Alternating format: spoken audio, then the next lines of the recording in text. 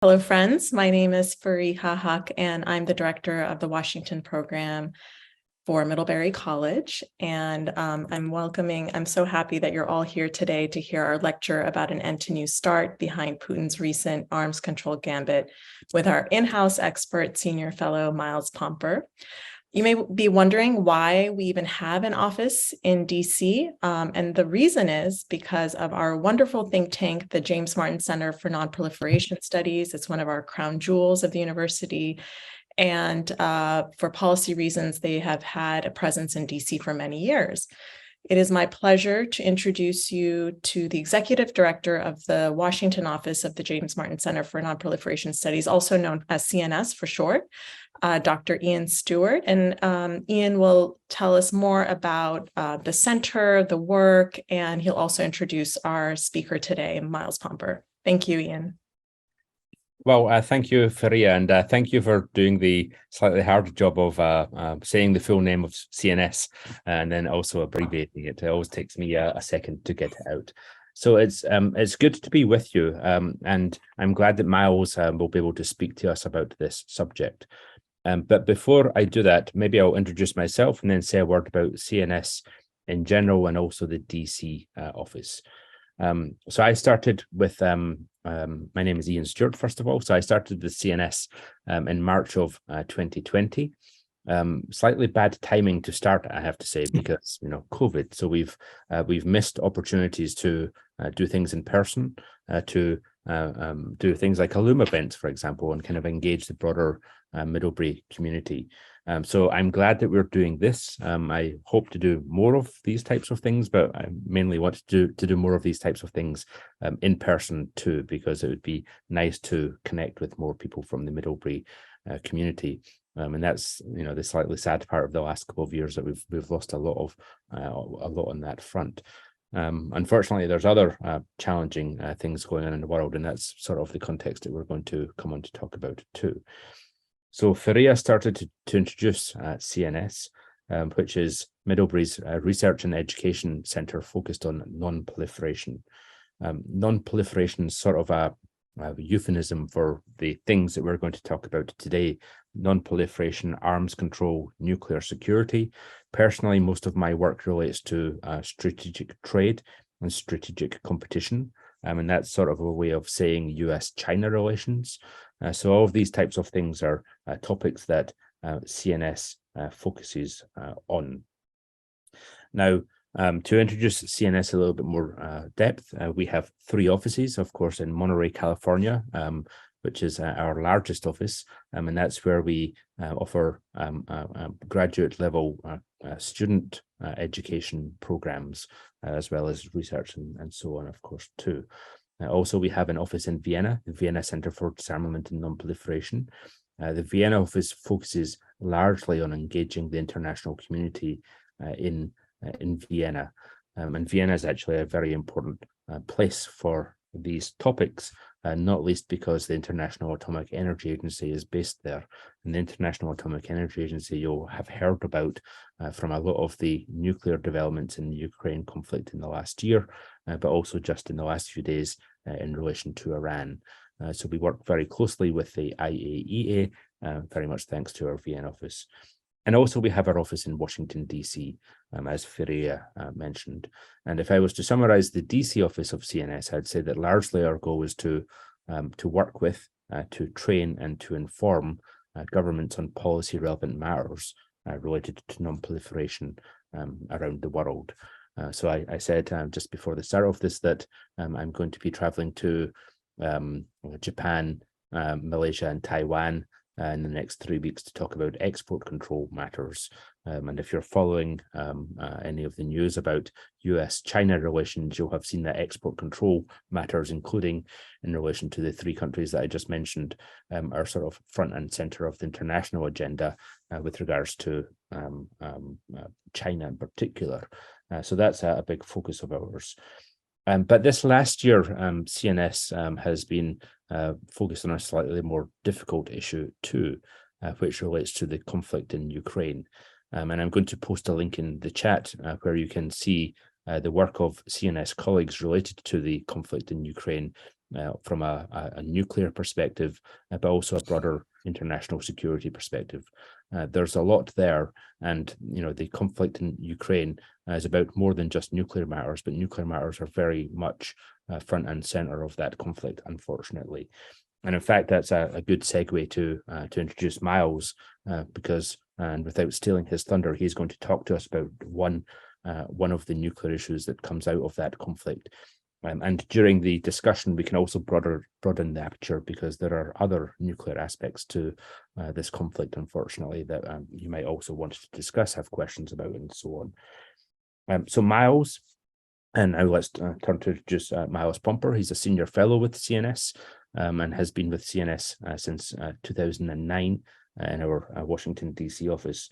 But really, Miles, what he's bringing to CNS is a long career in DC, working in different aspects of the federal government. Worked with Congress, he's worked with the Arms Control Association and other organizations, and he has a real depth of expertise across the nuclear domain. If you have the chance to talk to him about nuclear security, that's an interesting conversation.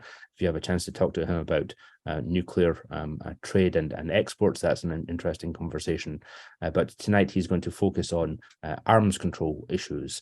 And for the last couple of years, he's been leading work at CNS, important international work, looking at the future of sort of the arms control architecture and specific subsets of that. I won't kind of go into too much depth on it, but it might come up during his presentation or the subsequent discussion. There's a lot of nuance here, and actually that point about nuance really brings to bear what Miles and what others at CNS brings to these conversations, because so many people at CNS specialize in these topics.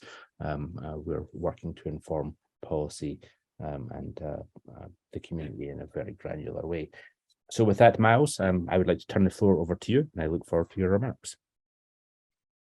Thanks, Ian. Thanks for the kind introduction, and thanks, Faria, for convening the meeting and bringing everyone here. And thanks to all of you for spending this time with us. So I'm sure all of you have seen the headlines in the newspaper and maybe wondered a little bit about what does this mean actually when President Putin announced that Russia was suspending its participation in the New START arms control agreement. And suspending its participation is kind of an unusual way of approaching the issue, because there actually is no suspension provision within the treaty. So this is kind of a interesting Russian approach to the issue. They've tried this before with the Conventional Forces in Europe Treaty almost 2 decades ago.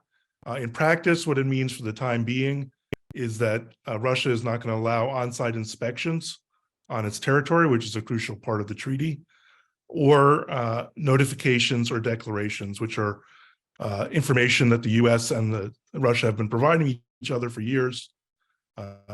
Lots of information around the clock, every day of the year, about their strategic nuclear arsenals.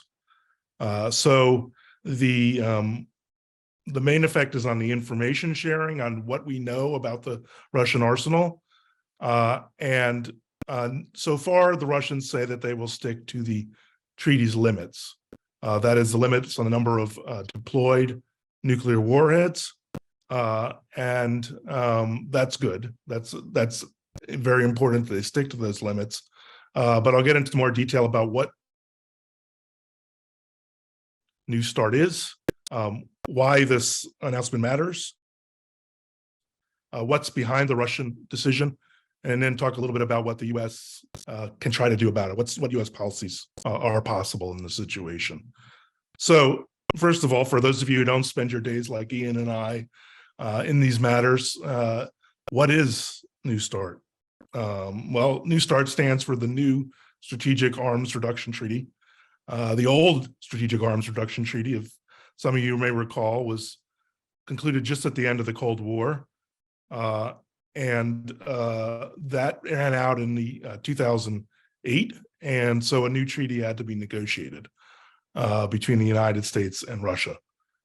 And There was my colleague who I've worked on a lot of these projects that Ian talked about. Rose Guttemiller was the lead negotiator for that treaty, and that treaty was signed by President Obama and then Russian President Medvedev in 2010, and entered into force in 2011.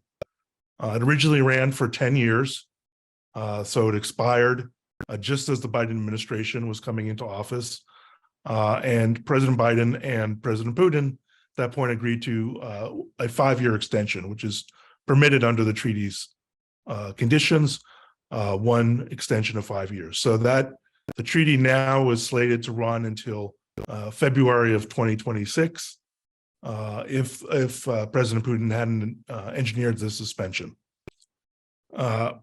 So what does a strategic arms reduction treaty mean?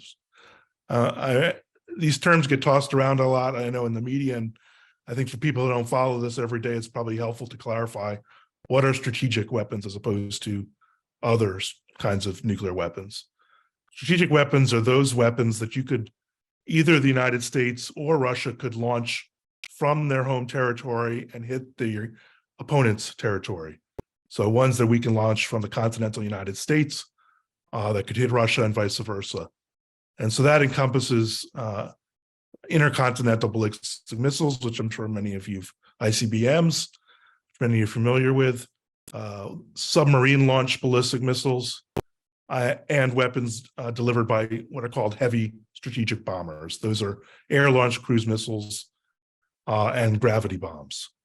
So those are distinct from other kinds of systems, which you've heard of intermediate range systems, or shorter range or tactical systems. The treaty called for a limit of 1,550 deployed strategic warheads for each country, which could be on any of these platforms. They could be whatever mix of ICBMs, sea-launched missiles, bombs, cruise missiles that they wanted. That was actually one of the innovations of the treaty. It was much more flexible than previous treaties in that it didn't require you to make up each category of weapons, have certain limits within those categories. It allowed the militaries to mix and match their systems to the degree that they wanted. The deployed part is important because most of the missiles in the two countries' arsenals are not deployed. That is, they're not, if there are ICBMs, they're not mated. The warheads are not on the missiles themselves in the silos ready to go, or in the submarines ready to go, and so on. They're stored in reserve. So you can still have plenty more weapons in reserve, and both countries do. So 1,550 is just the amount that can be deployed on your systems, ready to go at a moment's notice, if either president orders an attack. In any case, the New START treaty, these numbers still are a far cry from what we had under the old START treaty as the limits, and certainly in the Cold War levels. So this was a step downwards in terms of the number of weapons that each country had, and marked a step in that sense towards President Obama's goal of a world free of nuclear weapons. So why did President Putin suddenly announce this? This is, the treaty had been in effect for, I guess, 12 years now. It worked pretty well. Both countries had generally been honoring it. I would say there's a few different reasons. None of them really had to do with the technical aspects of the treaty. The main reason is really the Ukraine war. And so that had kind of three aspects from the Russian perspective. The first one was kind of purely political. In terms of the domestic politics of Russia, there were a lot of hardline critics in Russia who say, well, Russia, President Putin, you have this superpower nuclear arsenal. Why aren't you using it? We're losing this war. Why aren't we using our nuclear weapons? One, I would argue that Russia has already used its nuclear weapons in that it's kept us from intervening conventionally because we know they have their nuclear weapons, which is probably the most effective use they could make of it, us or our NATO allies. And we have used our nuclear weapons in the same way to prevent Russia from, for instance, attacking supply lines among NATO allies in countries like Poland, Romania, and Bulgaria. Nonetheless, Putin feels political pressure to use this arsenal. And so this is a way of responding to that, to show that he's taking advantage of Russia's status as a nuclear superpower when it's not in any other means, to get some leverage over the United States, over NATO, and in the war. Secondly, there's some problems occurred during the war itself, because you may recall that there's been a couple of attacks on some air bases in Russia, such as the Engels Air Force Base. Those are where the strategic nuclear weapons are actually stored, some of them. And so the idea of having, to some of the people in the Russian military, of having US inspectors crawling all over the Engels Air Force Base at a time that the US is giving targeting information to the Ukrainians did not strike people in the Russian military very well. The Ukrainians were attacking these bases not because of their nuclear weapons, but because the Russians were using some of their strategic bombers to launch conventional missiles against Ukraine.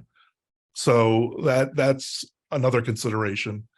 And finally, the Russians always like to wave the nuclear card because it scares our Western European allies, particularly countries like Germany with strong anti-nuclear concerns, and then the politicians there start worrying about World War III, and they may pull back on the arms shipments and so on. So those are sort of the three kind of political reasons that President Putin did what he did.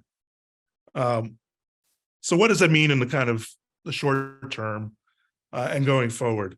Well, in terms of the limits, which I said it's very important that Russia said it will keep to the limits. Russia has a lot of reason to do that. First of all, Russia's legal argument, which I said is very tenuous, hinges on the fact that they would not do anything that would make it impossible to go back into the treaty. If you're going to suspend it under international law, you have to leave it so that you haven't made it difficult to return to the treaty and continue its operation. Also, from a practical point of view, they simply don't have a lot of missiles ready to add additional warheads to. So they have, there's not practically a means for them to do it. And they actually, if they did that, we actually can add missiles a lot faster to our systems than they could add to theirs, because our submarines right now, our nuclear ballistic missile submarines, many of them have empty tubes where we could add additional missiles, and each of those missiles has a number of warheads. So we could quickly upload a lot more missiles, and the Russians are very aware of that fact. So I would expect for the time being, they will keep to the limits. I'm also quite pleased to see that Secretary of State Blinken had a brief meeting with Foreign Minister Lavrov, and he did mention U.S. concerns about START in this 10-minute discussion, apparently. So at least use the opportunity to press the case. The administration has been very clear that in condemning this move by Putin, but also urging Russia to come back into compliance, and that the U.S. is basically not going to make any quick moves to change its composition of the treaty, its participation in the treaty, although I could imagine there would be, for instance, the U.S. wouldn't continue with regular notifications and declarations, since it has no obligation to do so while Russia is not.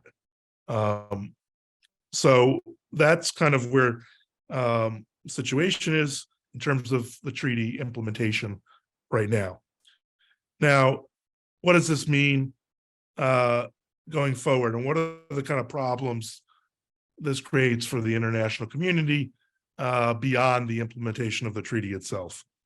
Well, the fundamental purpose of arms control is not, as some people think, to reduce the number of nuclear weapons. In fact, you could have arms control increasing the number of nuclear weapons. Arms control is about strategic stability and predictability. It's about transparency, and for each side to have as much information as they can about the other country's arsenal so there aren't strategic surprises. And that because guarding against strategic surprises can be kind of a self-fulfilling prophecy. Everyone arms themselves to not get caught on the wrong foot, and then you get into a spiral. So the idea is to reduce the costs that you have to, in terms of the military cost, the budget cost of operating an arsenal, to increase predictability, to prevent escalation and prevent things from getting out of control and misunderstanding and misinformation in the context. And of course, this is particularly important now when Russia and Ukraine are engaged in a war. It's crucially important to have as much stability on the strategic level as possible. So that is distressing because we do have, with less information, we have greater possibility of some untoward escalation. It also continues an unfortunate trend in arms control, which is basically the arms control regime that really saw its high point at the end of the Cold War, has been slowly falling apart. Many of you knew about the Intermediate Nuclear Forces Treaty, the INF Treaty. Those, as I said, were sort of shorter range missiles and systems that were intended basically for the European theater. So it was for Russia to be able to hit targets among NATO allies, and for US, when it had systems deployed in Europe, to be able to hit systems in Russia, not from the continental United States. And in having those systems for the US to be linked to its European allies, to be facing the same dangers, and to convince them that they would not be risking sort of the US leaving them alone with a nuclear war with Russia. It also, we can talk more in the questions and answers about some of the work we've been doing, but we were looking at some aspects of very short range systems, particularly, and nuclear warhead verification for a START follow-on treaty, i.e. the treaty that would have to come into place when New START expires in 2026. And obviously this makes it very hard to negotiate a follow-on to the New START treaty when the New START treaty is not being implemented. And there's only 3 years left before that treaty expires, which is not a very long time in arms control world. And so we really, under the best circumstances, we should be starting now to negotiate the successor treaty. So even if somehow Russia returns to the treaty and full implementation, we'll have lost valuable time, and we may have a gap in the future. This is also coming, Russia is not the only nuclear power in the world, nor is the United States. China has been dramatically increasing its nuclear arsenal and we've done some great work here at CNS here on looking at the silos that are being built in China, some of our team. And there's a lot of concern in the US about that buildup.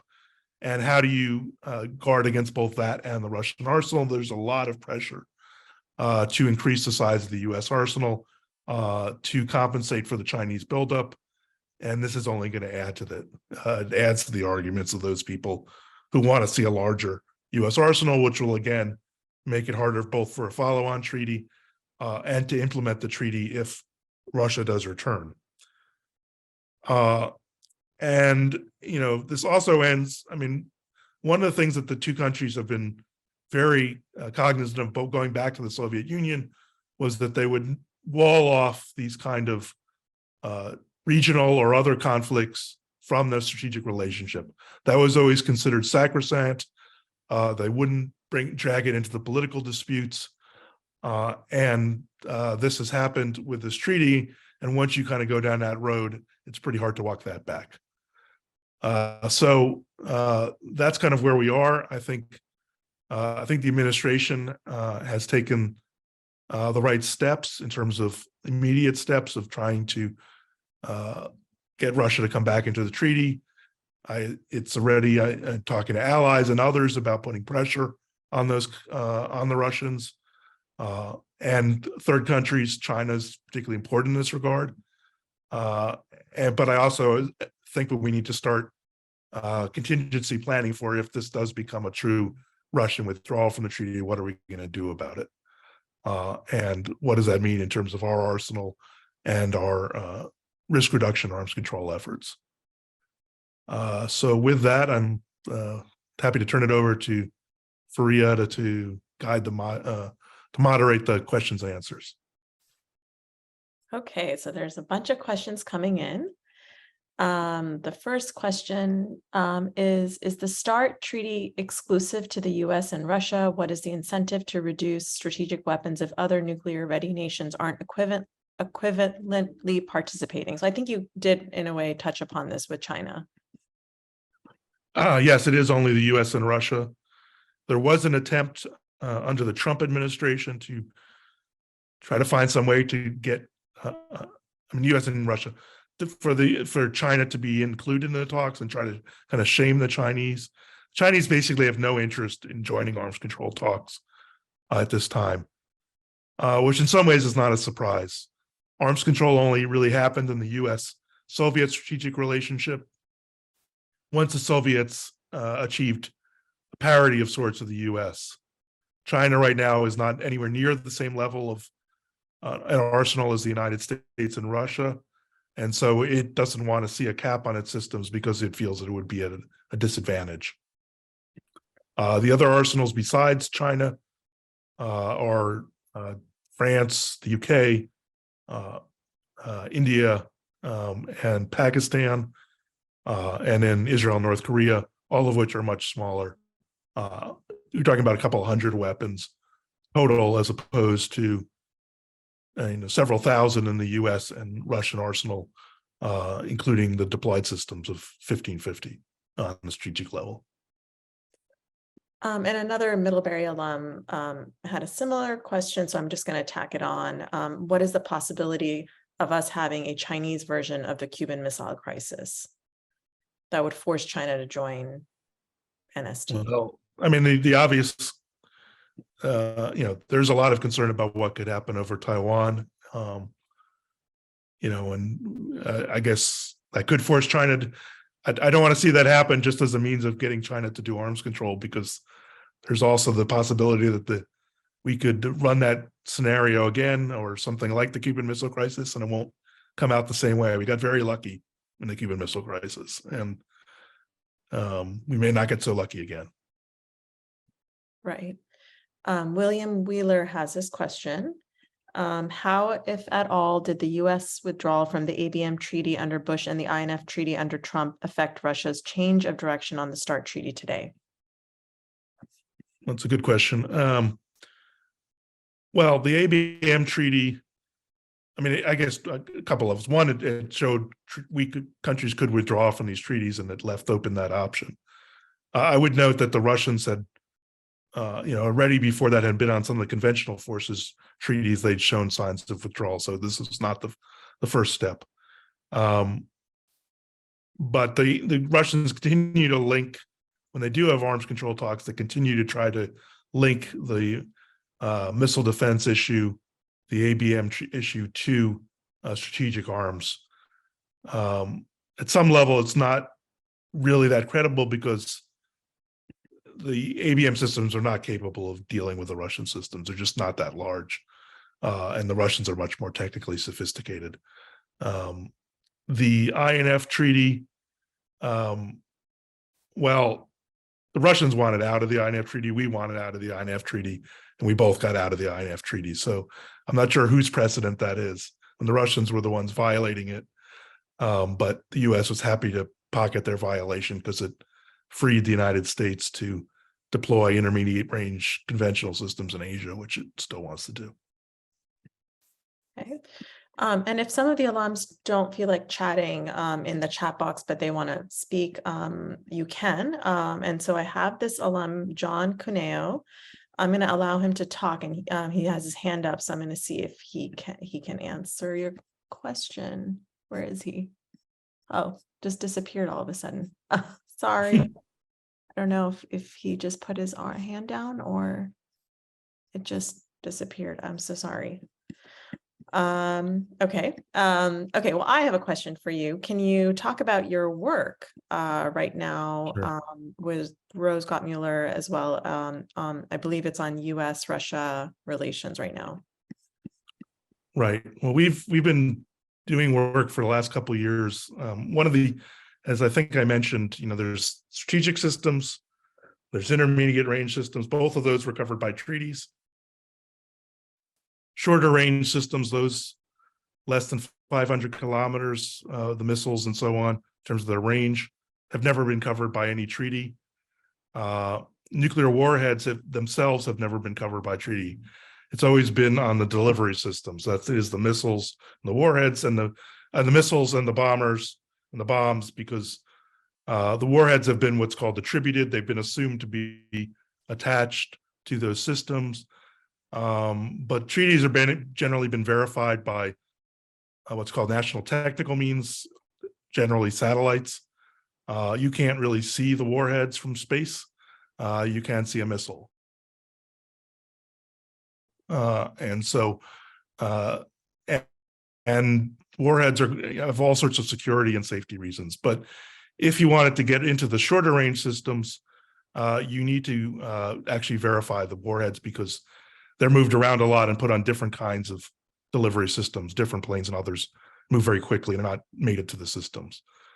So we started with a report that kind of looked at, for a bunch of NATO governments, looking at how NATO could work with the United States on a verification plan for these systems, because these systems right now on the US side are based in NATO. They're based in 5 NATO members.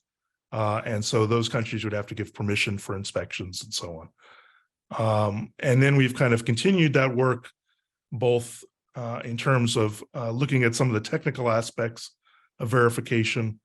How do you kind of let people know about these warheads without giving them the kind of access that would raise security issues? We have some pretty innovative ways of doing that. And we've worked we've gotten subsequent funding from the State Department to go further on the investigation of that. And anyone who wants to get into the technical details, I'm happy to.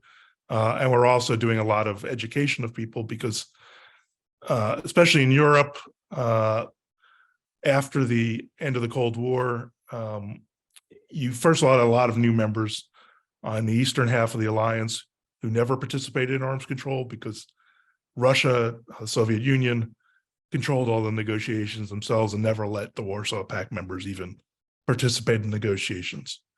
So those countries had no background or expertise in these matters. And the Western countries, which had some background, a lot of that's been lost because of 30 years of relative peace in Europe and people retiring and so on. So we just started giving courses at NATO last year for junior and mid-career officials on arms control, verification, and deterrence issues, to kind of bring them up to speed on what the relevant issues are. Thanks, Freya. Miles, if I can just mention, I've pasted a link to your report, Everything Counts, in the chat.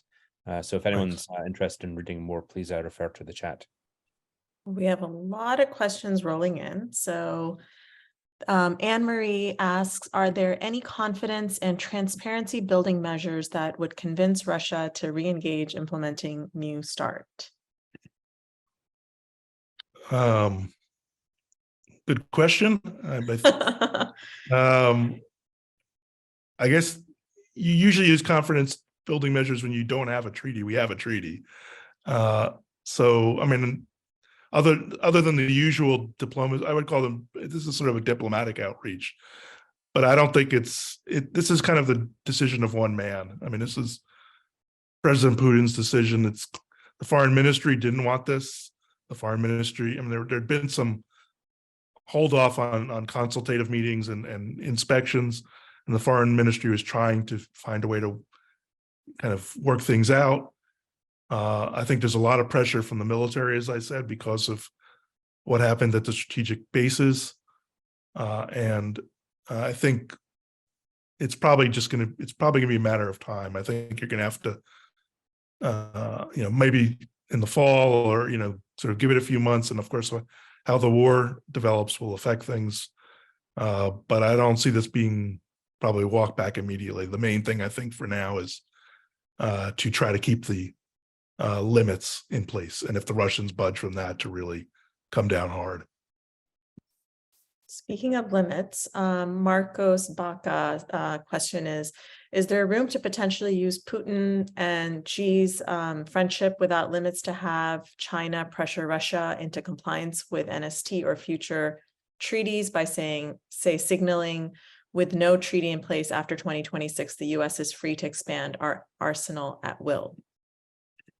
That's a very good question. Yes, I would hope the Chinese would do that. We certainly have talked to the Chinese about, the Russians have been making lots of statements, as all of you are aware, about how they might use nuclear weapons in Ukraine or threaten our allies, and sort of talking very loosely about nuclear weapons. The Chinese have been very clear that they do not support the use of nuclear weapons by Russia and Ukraine. So I would hope the Chinese would put those words forward. And of course, we've got our own strains with China. But I think it's also for those reasons and others, I think, and to prevent the Chinese from arming the Russians with ammunition, which we're very concerned about. I think it'd be a good opportunity for the president or to reach out to the Chinese leadership and try to have a discussion. I mean, at least a phone call or two about what can be done here, because this is kind of at that level. Okay. I have a question from John Mayer. And Miles, feel free to have a sip of water. You've been talking for a long time, but as you mentioned, US-Russia relations will complicate negotiations of a follow-on framework. How do you think internal US politics might affect negotiations, and what kind of treaty or agreement might follow?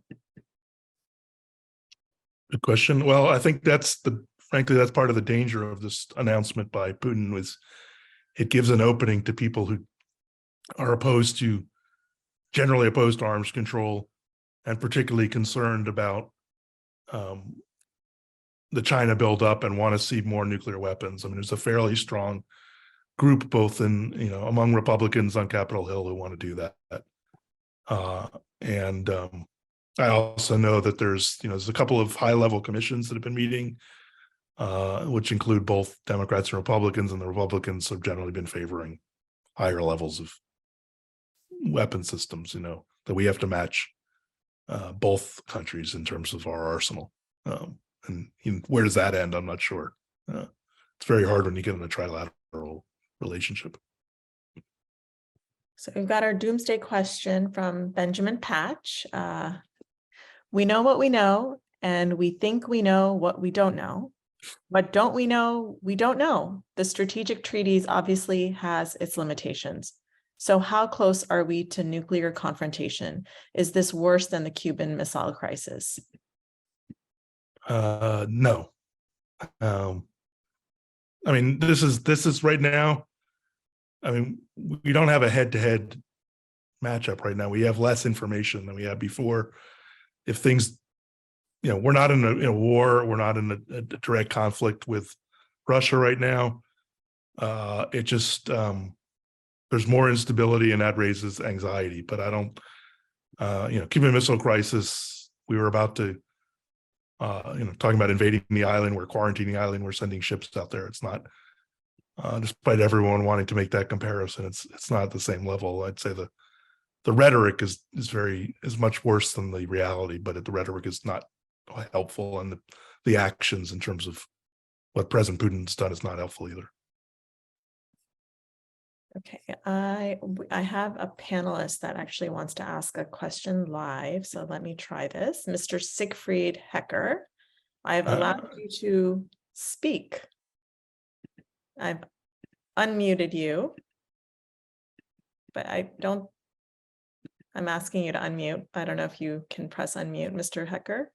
Okay, I pressed unmute. Can you hear me? Yes, we can hear you. Yeah. Very good. Miles, thank you. Very informative, both the presentation and the Q's and A's. Very, very good. What I'm curious about in terms of what's happening now with the suspension of suspending the inspections and therefore also sort of slowing down the whole idea of additional verification ideas and approaches and technologies. And I know you and Bill Moon, have worked on these issues. And Bill Moon has the personal experience, of having been over in Russia so many times during the CTR days. And I've heard him speak about the benefits of that, of keeping track of what the other side is doing, and not just from an intel collection, but just understanding how they think, what they do. These things are incredibly important. And as you well know, I did that on the technical and scientific side. And we had these open avenues to the Russian nuclear complex. We lost that after 2014 and Crimea. We stay in touch, but we have no more ability to visit each other's places. Now we're having the military lose those also. And so how long can these things go on before you really suffer significantly of losing track of how the other side thinks and what they're doing? So I'm curious, as you've thought this through, particularly since you've worked so hard on verification issues. Thank you. Thanks, Sig. Well, first of all, let me tell those who are listening, I'm sort of embarrassed to try to answer this question from Sig, because Sig is the former head of Los Alamos National Laboratory who recently joined CNS, so he probably knows more than I can ever answer. But no, I think and Bill Moon, who he mentioned, is the technical lead on our project, where we're doing some very interesting work on verification of warheads, and used to be the head of Defense Threat Reduction Agency efforts in Russia, helping them dismantle some of the Cold War arsenal. I think we're already losing, Sig, you've worked a lot with the Russians and then the scientific cooperation and so on, that we're losing those connections. We're losing, the 12th GUMO, which is the Russian main directorate, which controls their nuclear weapons, which Bill Moon used to have regular access to, the top leadership there. They don't talk to Americans anymore. So we have, at all sorts of levels, we have less and less information, and that creates lots of opportunities for misunderstanding and misinterpretation, especially, strategic systems are relatively large and relatively easy to track, but especially when you get down to the smaller systems, it gets more and more dangerous. And when you get to talk about individuals and what could happen to them, that's even more risky. So thanks, Sig. And, I wish I had better news. We have another question, this time from an anonymous attendee. Do we expect any reluctance in nuclear disarmament treaties caused by Russian violation of Ukrainian territory? As you know, Ukraine had agreed to give up its nuclear arsenal in exchange for territorial guarantees. There's certainly some concern. First of all, I want to clarify what happened in Ukraine, just because there's a lot of misconceptions about it. The Ukrainians never really had control of that arsenal. The Russians always maintained command and control, and they had what are called permissive action links, basically locks that would prevent the Ukrainians from using the weapons. Now, they could have tried to do all sorts of things to get around that, but it would have taken a long time. And there's actually a new book out on sort of Ukraine's disarmament efforts by a scholar at Harvard that I would recommend, who's really looked into this very intensely. But I think there are U.S. allies, particularly South Korea, that have looked at what happened with Ukraine. And, these U.S. allies are always nervous that somehow, when push comes to shove, we're not going to risk a nuclear attack on the United States to defend them. It's all long, even though we've got 42,000 troops in South Korea, which is a pretty good guarantee of U.S. involvement. The South Koreans are nervous for understandable reasons. Sig who's literally written the book on North Korea, could probably tell you more than I ever could about that. But there is much more talk in South Korea now of South Korea either needing its own nuclear weapons or having a much more active participation in some kind of nuclear sharing arrangement, which is the kind of arrangement that we have with those countries in Europe and our NATO allies who host our weapons. So there's definitely been, it's had an effect on the international community, and it's unfortunate. And I still think the Ukrainians didn't really have a choice but to do that at that point, in part because they were bankrupt and they needed a lot of money, and that was the key to getting it. But it's still it's not a great example for the world. Okay, I have a technical question from Aubrey Means. We've been going on several months now that the IAEA Director Grossi has been trying to establish a safety program around NPPs in Ukraine, which Russia has been reluctant to accommodate. What do you think it would take to reach an agreement on safety security around civil nuclear facilities in the current conflict? What is Russia's strategy in preventing this? And could you explain what NPPs are to the rest of the audience? Sure. NPPs are nuclear power plants. And I'm sure a lot of you have seen the Zaporizhzhia nuclear power plant, which is one of the largest in Europe, I believe. Russians occupied it fairly early in the war, and they've essentially used it as an impregnable base for their forces because, for understandable reasons, the Ukrainians are reluctant to attack the plant and risk radiation being released. And for that reason, I don't expect the Russians to ever come to an agreement while they're in control of the territory. I appreciate what the Director General is doing. I think he's been incredibly brave and kept saying he should be nominated for the Nobel Prize for what he was doing and there and in Iran. But the Russian military is calling the shots there, and it's not going to be the people, the nuclear regulators and so on, and they're not going to want to leave a site that serves them pretty well, I think. Okay, well, the questions keep coming in, Miles. Thank you for your generosity in answering all these questions. This one's from Dash Morger. You mentioned that Russia is limited in bolstering its SLBM numbers compared to the US. How do you assess Russia's capability of increasing its numbers of deployed heavy bombers and or ICBMs?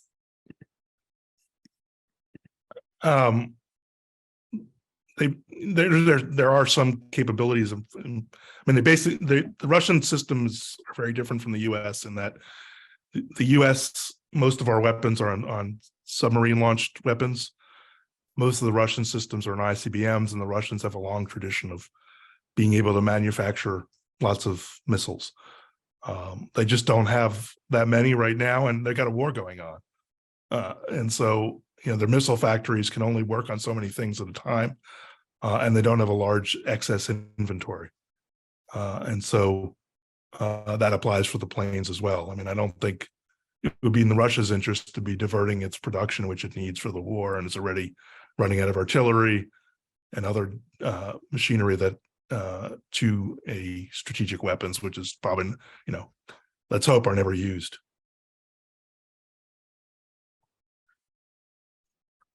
There are a lot of other questions, but I think they're kind of similar to what we have already addressed. Do you have any closing remarks? I think there's definitely a lot of anxiety about what's going on. A lot of, what are your predictions?